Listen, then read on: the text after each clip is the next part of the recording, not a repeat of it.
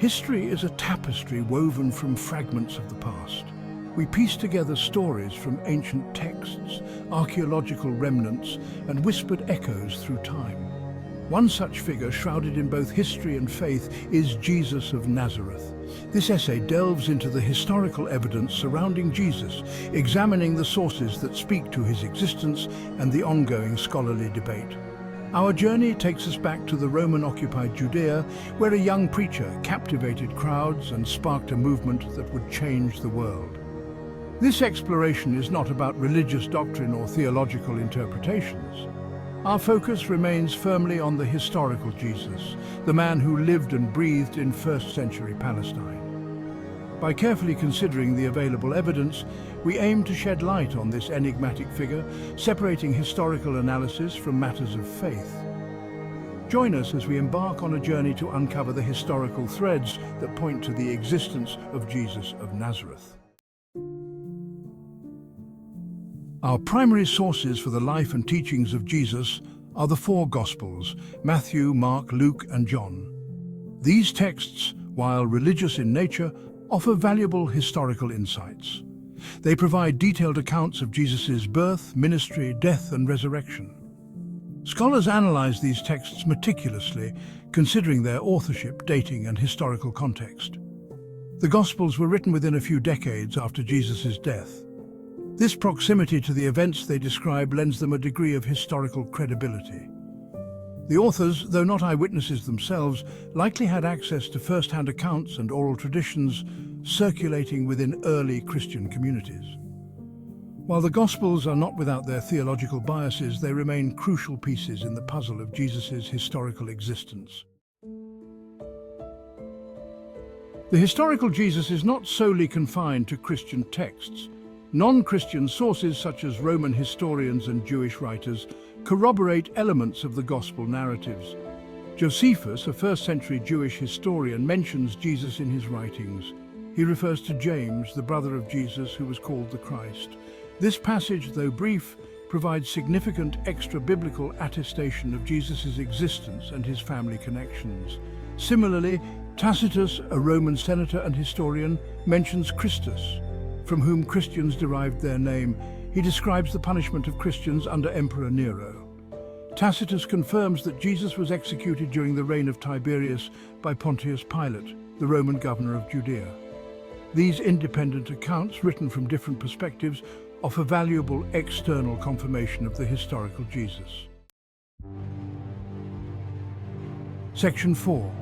Digging deeper: Archaeology and the time of Jesus. Archaeology provides tangible evidence that illuminates the historical context of Jesus' life. Excavations in Jerusalem and Galilee have unearthed structures and artifacts dating back to the 1st century. The Pool of Bethesda, mentioned in the Gospel of John as the site of a miraculous healing, has been discovered and confirms the Gospel's description. Furthermore, the discovery of the Pilate stone in Caesarea Maritima provides concrete evidence of Pontius Pilate's governorship. The inscription on the stone mentions Pilate by his official title, corroborating Roman records and confirming his role in Judea during Jesus' time. These archaeological findings, while not directly proving Jesus' existence, solidify the historical backdrop against which his life unfolded. Section 5, a scholarly debate, different perspectives on Jesus' existence. The historical existence of Jesus is a subject of ongoing scholarly debate. The vast majority of historians, both Christian and secular, agree that Jesus was a real person who lived in first-century Palestine. They base their conclusions on the convergence of biblical and extra-biblical sources, archaeological evidence, and the historical context of the time. However, a small minority of scholars, known as mythicists, argue that Jesus never existed. They claim that the Jesus story is a mythological construct, woven from earlier pagan myths and religious ideas. This view, while intriguing, remains outside the mainstream of historical scholarship. The overwhelming consensus among historians is that the evidence for Jesus' existence is compelling and persuasive. Section 6. Addressing doubts, evidence and counterarguments. Some may question the reliability of the Gospels, citing their religious nature and potential biases. However, historians employ rigorous methods to analyze ancient texts, considering their historical context, authorship, and internal consistency. The Gospels, despite their theological framework, provide valuable historical information that can be corroborated by other sources. Others point to the lack of contemporary accounts of Jesus' life. It's important to note that literacy was limited in the ancient world, and many events went unrecorded. Furthermore, the surviving historical records from that era are fragmentary. The absence of evidence is not necessarily evidence of absence.